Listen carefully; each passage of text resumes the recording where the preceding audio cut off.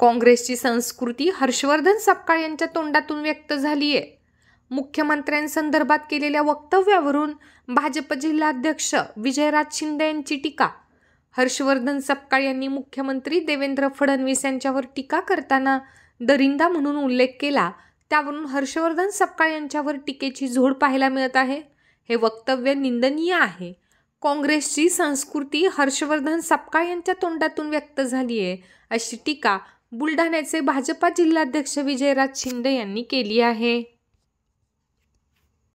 अत्यंत निंदनीय असं त्यांचं स्टेटमेंट आहे आणि देवेंद्रजी फडणवीस वेगवान गतिमान सरकार देणारे मुख्यमंत्री, ज्यांचा महाराष्ट्रातच नव्हे तर देशामध्ये ज्यांना एक सामंजस्य, एक सुशील आणि सुसंस्कृत असं नेतृत्व म्हणून ज्यांची ख्याती आहे व आजपर्यंत त्यांनी विरोधकाचंही नाव घेताना अत्यंत सन्मानाने आणि संयमानेच त्यांनी आतापर्यंत विरोधकांवरची नावं घेतली आहे।